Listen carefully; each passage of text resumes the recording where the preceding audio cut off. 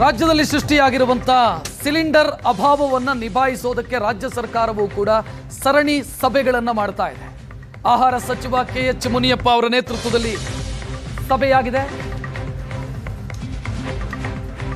ಸರ್ಕಾರಿ ಸ್ವಾಮ್ಯದ ತೈಲ ಕಂಪನಿಗಳ ಪ್ರತಿನಿಧಿಗಳ ಜೊತೆಗೆ ಸಭೆಯಾಗಿರುತ್ತೆ. ಎಷ್ಟು ಸಿಲಿಂಡರ್ ಸ್ಟಾಕ್ ಇದೆ, ಪರಿಸ್ಥಿತಿ ಏನಿದೆ, ಇದನ್ನು ರಿವ್ಯೂ ಮಾಡಿದ್ದಾರೆ ಸಚಿವರು.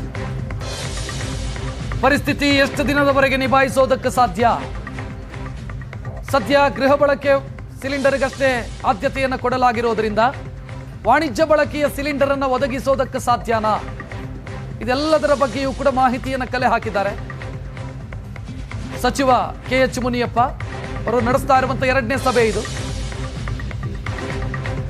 ಈಗ ಒಂದು ಅಪ್ಡೇಟ್ ಸಿಗ್ತಾ ಇದೆ. ಹೋಟೆಲ್ಗಳು ನಿರೀಕ್ಷೆಯಲ್ಲಿದ್ವು ಸಿಲಿಂಡರ್ ಸಿಗತ್ತೆ ಅಂತ, ಇಲ್ಲ ಅನ್ನುವಂಥ ಉತ್ತರ ಸಭೆಯ ಬಳಿಕ ಬಂದಿದೆ.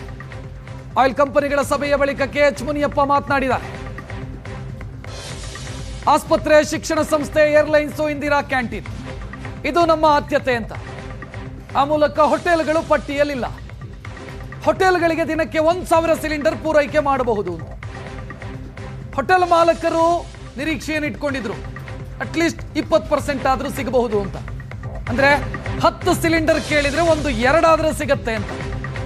ಇಲ್ಲ ಅಂದಿದ್ದಾರೆ ಆಹಾರ ಸಚಿವರು. ಕೊಡೋದಕ್ಕೆ ಸಾಧ್ಯ ಇಲ್ಲ ಅಂತ. ಸದ್ಯ ಇರುವಂತ ಪರಿಸ್ಥಿತಿಯಲ್ಲಿ ಕೊಡೋದಕ್ಕೆ ಸಾಧ್ಯ ಇಲ್ಲ.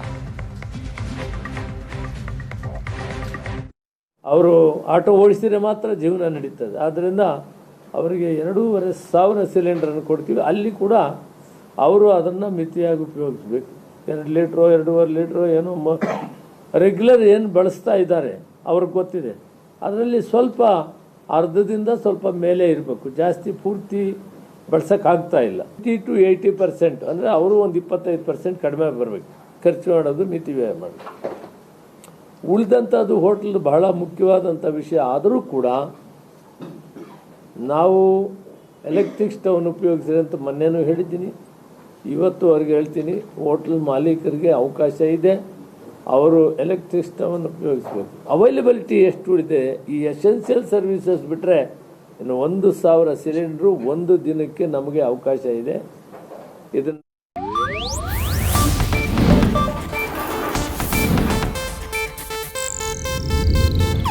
ಇದು ಏಷ್ಯಾನೆಟ್ ನ್ಯೂಸ್ ನೆಟ್ವರ್ಕ್ ಪ್ರಸ್ತುತಿ.